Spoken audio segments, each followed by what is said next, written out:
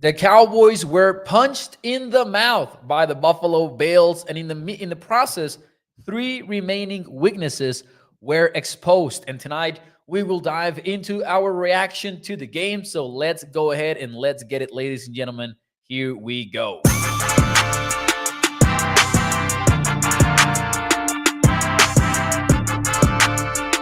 What is up, everyone, and welcome into A to Z Sports Dallas Prime Time. I am your host, Mauricio Rodriguez, streaming with you live every Sunday through Thursday night at 8 p.m. Central here on Dallas On Demand Sports Talk Network. With a lot more content coming your way, make sure you check out atozsports.com/Dallas. And as always, do me a favor and hit the like button for me as you join the stream. Welcome on this Sunday night. It is a painful night to talk some Cowboys football. Dallas lost 31-10 to the Buffalo Bills while on the road. That drops the Cowboys to 10-4 for the season. And boy, oh boy, it was not pretty. After beating the Philadelphia Eagles by 20 points, we expected a dangerous game. The Bills are on the rise. The Bills have one of the best quarterbacks in football, but I don't think anyone saw this coming because it was ugly. It was, to a point, reminiscent to Week 5 against the San Francisco 49ers, because never during the four quarters of football that the Cowboys played today did it seem like they were going to put up a fight. And that was perhaps the most frustrating aspect of it. Never did the Cowboys seem to put the Bills on a dangerous position. The Bills were up to an early lead, and we were maybe looking ahead a little bit and being like, the Cowboys get the ball in the second half. We might get that Mike McCarthy double-double. I like to call it a sandwich, right? Score at the end of the first half, you score at the beginning of the second half, and suddenly it's a 14-point swing, and we're back in business. But nope, the Cowboys did not score going into halftime. They didn't score after halftime either. And it was a runaway game for the Bills. So tonight, we'll break it down. Let me know in the chat, what is one word to describe the loss that we witnessed tonight for the Cowboys against the Buffalo Bills? In the meantime, let me see some of your comments here. I'm going to get into three weaknesses that, in my opinion, were exposed on today's game as we discuss this game a little bit. But shout out to everyone who is joining us on the stream right now. We've got Toxic Tom. We've got Katharina, as always. We've got Bruce. We've got Kevin here. Kevin says, this team choked on the road against a good team. Toxic says, reminiscent is a word. And I like that one. I like that one because it fits exactly into what I just said, right? Made us think a little bit about that San Francisco game back in Week 5. I got some tweets comparing it to the Cardinals loss back in Week 3. And the worst part about it is, while I see why and when and where those comparisons are coming from, I will say I think the Cardinals loss was much worse. I think this was much worse than the Cardinals loss, because at least, even though it was a lesser opponent, you had the excuse that, hey, I have three backup offensive linemen playing right now, and I was using an offense that I would throw to the trash can 3 weeks later during the bye week. But now those excuses are gone, right? Because the Cowboys were pretty healthy, at least on offense, entering Week 15. Embarrassing for Bruce. That is his word. Katharina uses ugly. And I like embarrassing. I like reminiscent. I will say worrying, honestly, because as excited as I am about the streak that the Cowboys were on, that put Dak Prescott in the MVP conversation, that put the Cowboys in a position to clinch a playoff berth today before the game was even played. It also put them in a position where we were like, hey, it is crazy to think about winning the NFC East, but maybe, just maybe, they could win it. It only takes one game for the Eagles to really risk it moving forward. But now all that seems like it is as tough as ever. to have happen. And honestly, what worries me about this game specifically is the fact that whether we like it or not, it did happen on the road. And the Cowboys are 10-4 for the year. This is their fourth loss of the season, and it so happens to be the fourth loss while away from AT&T Stadium. And at some point, we got to sit down and say that might matter right now, especially when you dig deeper. The Cowboys are plus 177 in point differential when playing at home.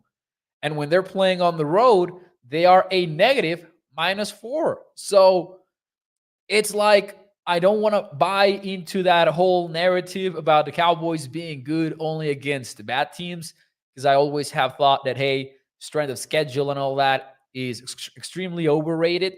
But at the same time, I cannot sit here and say, oh, I'm pretty confident about what the Cowboys can do on the road, because I'm not. The difference is just there, and it is as clear as day. Mike McCarthy talked to reporters after the game, and he said, the gap is just too big. They play so well at home. McCarthy said, we play so well at home, but when we're on the road, we struggle. And he said the gap is too big. And it really is, man. It is a different team out there. Now, it is tough to really pinpoint exactly why that is. Is that just that the Cowboys have faced the best teams in their schedule when they happen to be on the road, and that's just a coincidence? Or is it a lack of preparation? Or is it a fault in the preparation process that they have during the week in practice that puts them in these positions? Or what exactly is it about? Because one thing would have been for the Cowboys to go to Buffalo and lose a 30-33 shootout, right? That would have been one thing. But to go there and to go basically, what did they go? They went 5 for 13 on third down. They went twice to the red zone, and they were 1 for 2 when they were there to gain 3.4 yards on average on offense. That's just bad, man. That is extremely embarrassing for the Cowboys. So you were just straight up not ready. And not only that, but we start getting into this conversation about how did it get to this point? And you look at the game closely, and first and foremost, the Bills just made a statement in the opening drive of the game. 12-play drive for 75 yards. They moved the chains 7 times in that opening drive, just dragging the Cowboys defense. You see the physical runs. You see the Marcus Lawrence being called for a roughing the passer. And before we start dunking on the referees, let's just admit it was roughing the passer. It really was. Did Josh Allen flop a little bit? Did he play the part of a salesman a little bit? Sure, he did. That's his job. But the Marcus Lawrence fully extends his arm. And I cannot see that on tape. I cannot see that on the replay and be like, oh man, screw the refs. Because I know that 8 times out of 10, if you get full arm extension from the defender, they're going to call the roughing the passer call 10 times out of 10 or 8 times out of 10. So I'm not complaining about that one. I'm complaining about D-Law being in that position in the first place. Then you see the Sam Williams foul where he's this close to blocking the punt and making a game-changing play, but he hits the kicker, roughing the kicker, first down Bills. We also saw Jaron Kears hit a defenseless receiver, and I'm like, maybe that's a strict call, but it's also one that I feel like I see every Sunday when I watch other teams play. And then on top of it all, and I think that's one part of the conversation, right? Just like the discipline. Because we also saw a offensive holding from Tyler Smith that really killed an entire drive where the Cowboys were on 2nd and 2, and they run the football and they do it well, and then they're called back 10 yards because a penalty flag, because of a holding. And then on 2nd and 12, you run the ball, which I found extremely frustrating when watching it live. And then it's 3rd and 14 because, of course, you were tackled for a loss. And then on 3rd and 14, you take the sack. It's just inconsistent play on the road and inconsistent discipline on the road. And we've seen it several times now, which is why we're talking about it as a clear as day issue. Now, the problem is that even though, yes, mathematically, the Cowboys could still snatch away the NFC East at the last second. Yeah, the Eagles have been inconsistent themselves, and they might just lose one against the Seahawks. Heck, they might lose against the Giants. Who knows? But, man, chances are, and I'm talking about probabilities here and everything, chances are the Cowboys are not winning the NFC East. And as a result, that means you're playing on the road when it is time for the playoffs. So when it's January, the Cowboys will have to prove that they can do the one thing that they need to do to go on a Super Bowl run.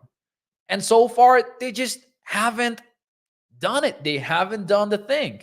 And again, I really, really hate to boil things down to, oh, the Cowboys have not beaten somebody on the road that is a contending team or anything like that. I really hate to dumb things down like that because I think there's much more to it.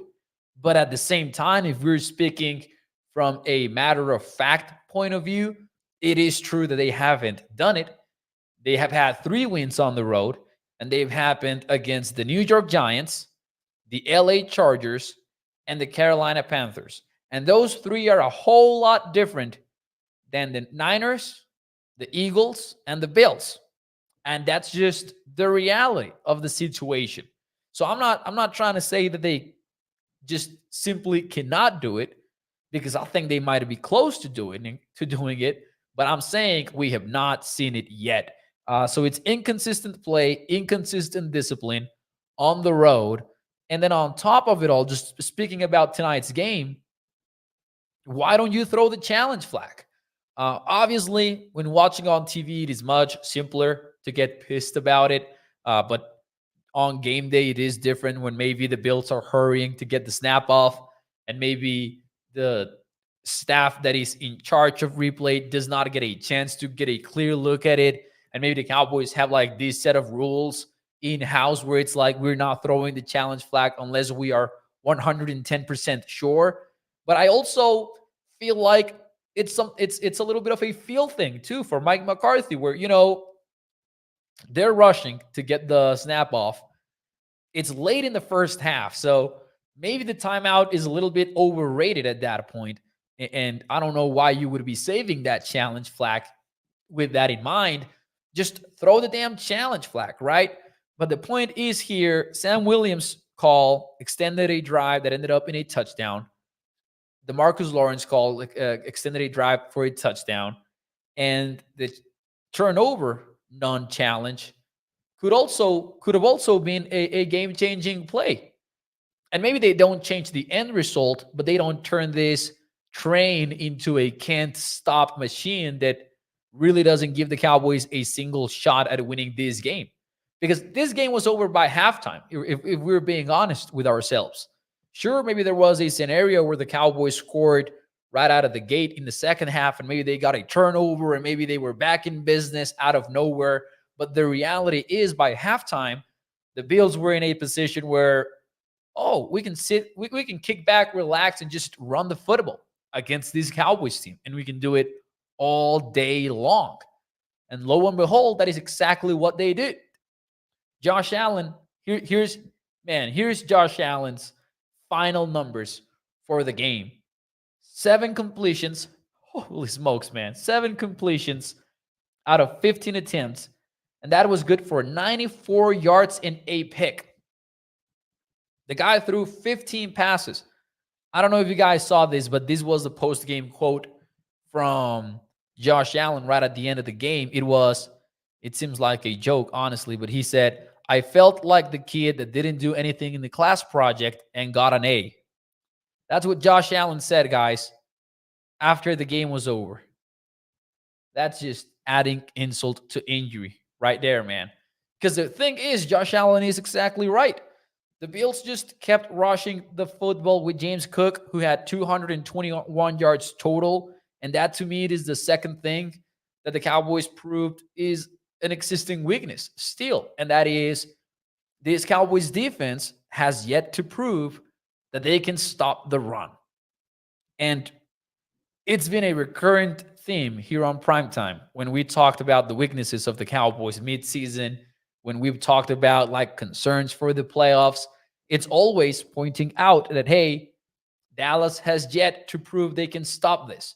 And we talked about Philly averaging over 6 yards per attempt last week against this Cowboys defense. Sure, turnovers changed how we looked at that game, but they still averaged that number of yards. Sure, the Cowboys took away the big plays, right? Stephon Gilmore doing a great job against A.J. Brown. But even in that game, the Eagles were running the football pretty effectively. And I'll say this. I know that here at primetime on Thursday, we talked about James Cook against the Cowboys linebackers being the matchup of the game. I was not aware that the Bills were going to do that with James Cook. 179 yards rushing, man. He averaged over 7 yards per carry. Those are not video game numbers because I wouldn't be able to run over 7 yards per carry on Madden. I wouldn't. Those are not even video game numbers, man. And it was all sorts of stuff too. Because I think like against the Cardinals, you felt that, hey, it was about gap integrity, right? And the 49ers are different because they're really that good. To me, they're the best offense in the NFL today. So let's say that you can give them a pass, right? Against Arizona, it really was a game where the Cowboys were just not sound with their gaps. They were not fulfilling the assignments the way that they needed to fulfill their assignments. Today, it was that, but on top of it, it was just missed tackles. It was missed tackles, being out of position, lacking the physicality to get this going. Shout out to Tyler Browning, by the way, from ADC Sports, my colleague here. And he had an article after the game today that was titled, Bills Expose the Secret to Beating the Cowboys in Week 15. And the whole thing was about, stopping the run game and how the Cowboys have yet to stop it. And he had this fantastic number that I wanted to get to you guys today, where he's just pointing out, right, like Week 3 was a Cardinals game, Week 5 was a 49ers game, and he pointed out in Week 3 and Week 5, Jaron Kears's average depth of tackle was 8 yards, right? So 8 yards, and Jaron Kears made the tackle. So maybe he had a lot of tackles, but they were all happening 8 yards downfield. Against the Bills, it was 11.67 yards. In every other week, 6.86 was the number for Jaron Kears. And man, that's just tough. And obviously, the depth for Jaron Kears probably also has to do with him playing as a free safety up high. So he was basically playing a different position. Didn't work out, by the way. But the Cowboys were already a weak unit against the run. And then you enter this game and you're playing without your nose tackle, Jonathan Hankins. In his place is first-round rookie Mazi Smith, who knows, man? Maybe he'll be who we want him to be. But right now, that is just not the case. Mazi Smith is not somebody that you want on the football field today. I think it is only fair to go ahead and say that. Can he show those flashes where it's like, oh man, this kid is so powerful and he's going to be so good when he puts it all together? Maybe. But is he somebody that you want to have on the field and you feel like he's an NFL-ready product? He is not. And we saw it again today. And we saw again the questions about the physicality of the linebackers. Marquise Bell, Damon Clark, are they undersized? Can they hold their own when the other team is just trying to out-physical you? And I don't feel good about that answer after today. I think that the answer is no. They're athletic, they're explosive, they can be great in a lot of areas. But when it's, I'm going to run at you and you just have to settle down and stop me, I just don't think that I feel good about this linebacker duo that the Cowboys use. And then on top of that, Malik Hooker is out of the game. And you might think, and I might have thought back on Thursday that, hey, that is going to really affect the passing offense. That was my logic. No Malik Hooker, that's going to really affect the Cowboys against Josh Allen, who is not afraid to push the football downfield. That was my logic. But then that turned into a whole other problem where Jaron Kearse is the guy who is fulfilling Hooker's role, where he is the up high safety. He's playing the center field role of Dan Quinn's defense. And because of it, Jaron Kearse, one of perhaps your best tacklers against the run game, is taken out of it because he's not in the box. And that affected the Cowboys so much as well, man. And just seeing Jaron Kearse coming from depth like he was on Sunday was not nearly as fun as the regular Jaron Kearse that we get. So just to recap very quickly, 3 weaknesses that we've seen. Number 1, inconsistent play and discipline on the road. Just stopping the run. It is something that doesn't exist right now for Dallas. And then number 3, before I get to the comments and some more thoughts about the game, number 3 is when they're not playing their script. When their Cowboys are not playing their script, I think we have yet to see them really step up to the plate. Maybe the Chargers game back in week 6 could be the exception. But even that one, it's like, I don't know, because that was some weird football teams playing on Monday Night Football, right? Both the Chargers and the Cowboys. So what I mean here is if Dallas gets an early lead and the Cowboys are allowed to rush the passer like they want to do, and just play their style of offense, I think they can beat anybody in the NFL. I think hypothetically, if they're in that situation, they can beat the best of the best of the best. The very best I'm talking about here. But when I'm being punched in the mouth and I'm behind on the scoreboard and now I got to stop the run on defense and I got to maybe manufacture the explosives on offense, I don't think we've seen them do that, right? Because it was such a rough start. It was such a rough start for Dallas where you're dropping 14-0. And I know 14-0 against the Bills, one of the best offenses numerically in the NFL, is tough. But to not even fight to get in a better position, like you went from 14-0 to 24-3 and then 31-3, but by then it was game over, obviously. But had you been able to say, you know what, 14-0, maybe I can get to 7-14. Or maybe I'm, instead of 21-3, maybe I can make it 21-13. But the Cowboys were just not able to do that. And I think that's a major concern moving forward as well. Can you play a game that is not your style of game? Because we know they can destroy opponents and we know they can finish them out and we know they can make it over by the third quarter. But when it is not that game script, can they turn it around? We have yet to see any of that. And just overall, like an overall take that I had about this game is it was a game where the Bills said, you know, we're going to play some nasty football and you're going to have to be better than us in that area of the game. And I just didn't feel like the Cowboys were up for the task. Didn't feel like that at all. So anyways, ladies and gentlemen, let me get to some of your comments here in the chat. Do me a favor. If you enjoy the show, hit the like button for me. We are live every Sunday through Thursday night at 8 p.m. Central here, talking some Cowboys football every night. So let me get to some of your comments right here very quickly. Let's see here. Marcus says, defense has to play with a lead of a touchdown or more to be at its best. And yeah, because that way they can rush the passer the way that they want to rush the passer. They can move Micah Parsons around. They can put him at linebacker and just have him rush the A-gap, right? They can do all sorts of crazy stuff. They can play the NASCAR front that Dan Quinn likes, where you get Armstrong and Lawrence and Micah and Fowler, and it's just them four going at the QB.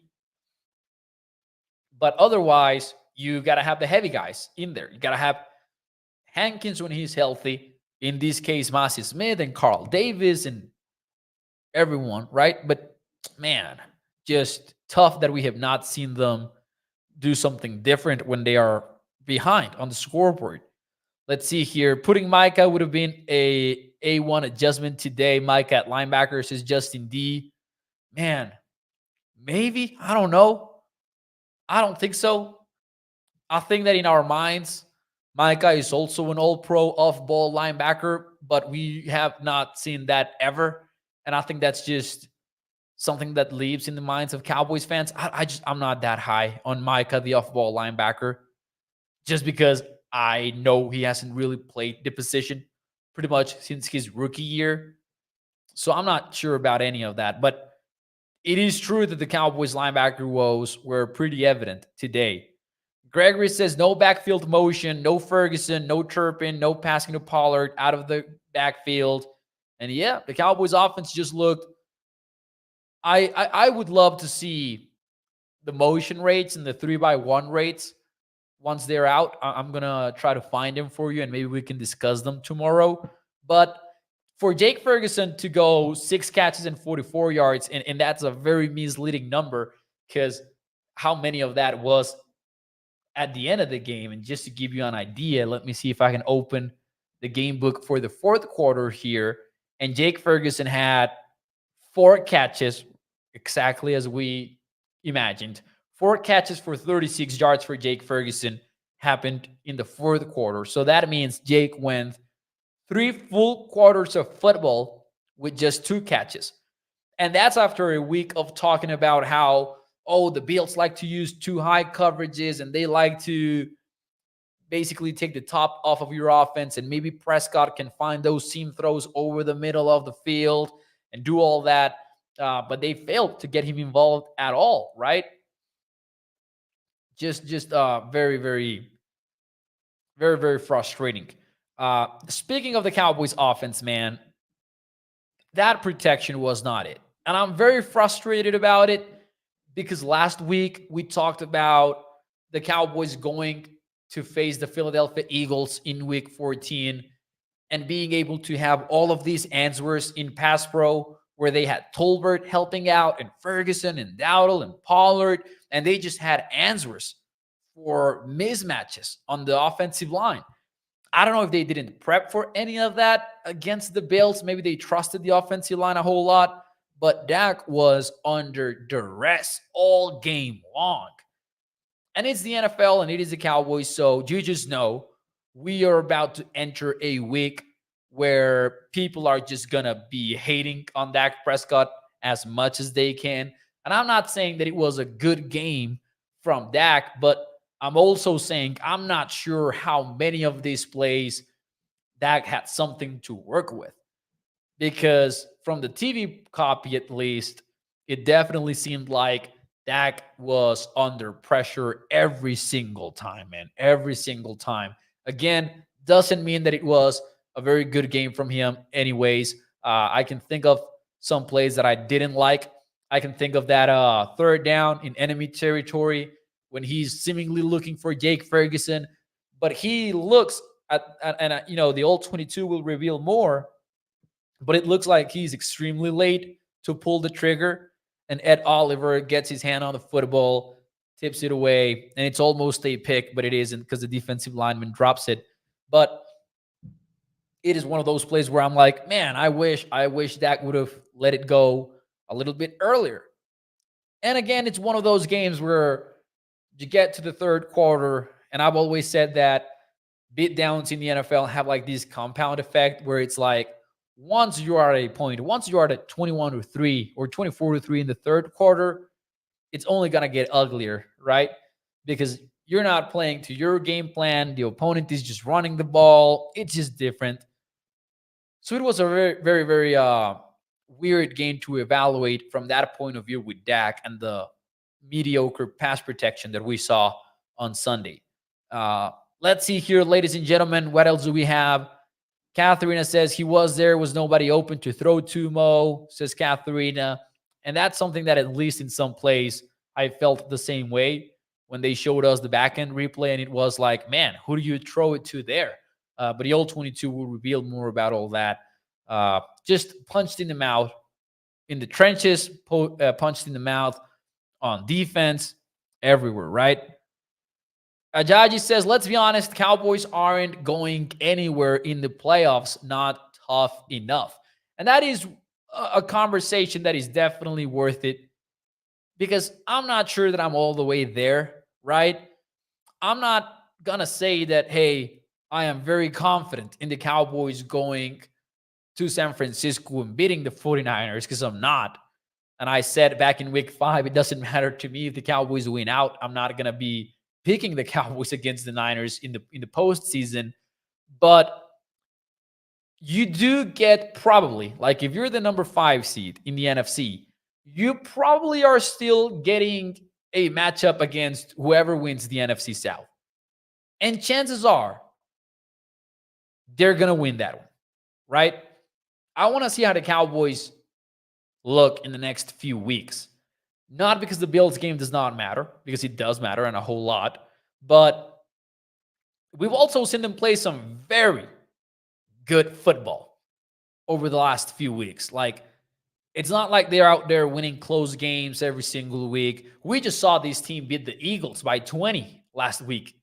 So I cannot go all the way there to where I'm like, man, they're gonna be one and done in the postseason. They're not gonna do anything. Because also, if you get the Eagles in the divisional round, and I know combinations are weird, so I'm not exactly sure how that would work.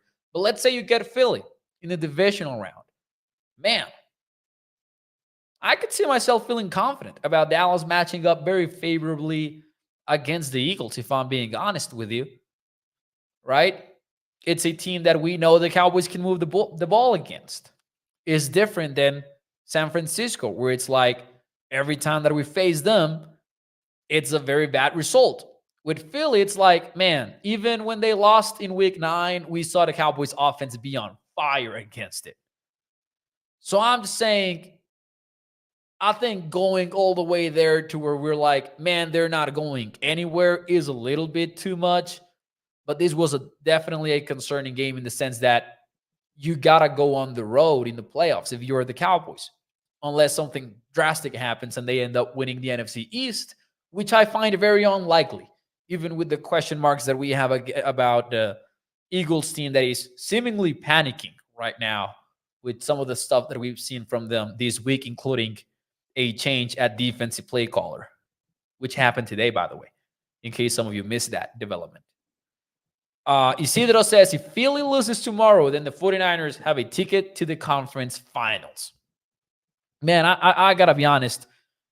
I think the Niners are definitely the Super Bowl favorite right now. I don't see how they wouldn't be.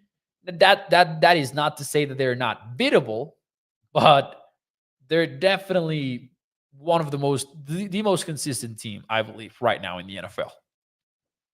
Let's see here. Justin says, we still get the number 2 seed if we win out and then Philly loses one more. There's something about that I want to dig deeper into because I was playing with the playoff machine today and I was trying to like figure things out. And I had that, hey, if Philly loses tomorrow to the Seahawks and then both the Cowboys and the Eagles win out, let me try to get this here on the playoff machine because I think I'm right here. The Eagles get the division. So that is important. I don't think that tomorrow's result really matters that much because if the Cowboys win out and the Eagles win out after this week, assuming the Seahawks pull off the upset tomorrow night, at least it seems like the division goes to Philly because I think that would be strength of victory coming into effect, which is also, that's the weird thing. You also gotta, the thing about the playoff machine, man, is the fact that it is tough to really figure out if the results of the other teams that you're not filling out matter a whole lot. But it seems like more than anything, we want the Eagles to lose to the Giants. That is obvious, but still important to point out. We want the Eagles to lose, obviously, and then we'll worry about the rest. But right now, I'm more worried about how the Cowboys respond after getting demolished on Sunday. If I'm being honest with you, I mean, we'll still look at playoff scenarios later in the week for sure, though. Gregory says, outside of our defense getting gashed on the ground, I think Mike McCarthy let this team down tonight. Awful play calling. It did seem very conservative to me at several points this game. It seemed like, I don't have the numbers to prove it, but it seems like the Cowboys were being super aggressive on early downs, and it didn't feel like that today. They took some shots, though, like the 2nd and 6 early in the game where they like, hey, you know what? Let's get into max protect. Let's run play action, and then let's just Dak Prescott let him take a shot deep at Brandon Cooks, and he misses it by this much, man. And that's one of the plays that will get hated on. But I understand wanting to attack in those situations. I was excited when I saw that, even though it was incomplete. I was like, let's go. They really want to get after this secondary. But then there was nothing going later. But 3rd and 1, and you take a deep shot, which ends up costing the Cowboys a lot. It was not Mike's best. I do agree with that. I think that was one of my complaints too from today's game. So, ladies and gentlemen, tough day, tough night to discuss some Cowboys football, but still, we will move on. And it will be it for me tonight here on the show. Thank you so much, as always, for tuning into A to Z Sports Dallas Primetime. Do me a favor and hit the like button. And I will see you guys tomorrow night at 8 p.m. Central to discuss some more Cowboys. Thank you so much, ladies and gentlemen. Cowboys are 10-4. They are going to the playoffs. Just a quick note, though, before I forget, because it's on the graphic here. Seems like Zach Martin is okay. He told reporters that he expects to play next week against the Dolphins. He explained that it was a hit to the quad and maybe not anything knee-related. So it seems like it's a quad bruise, maybe potentially.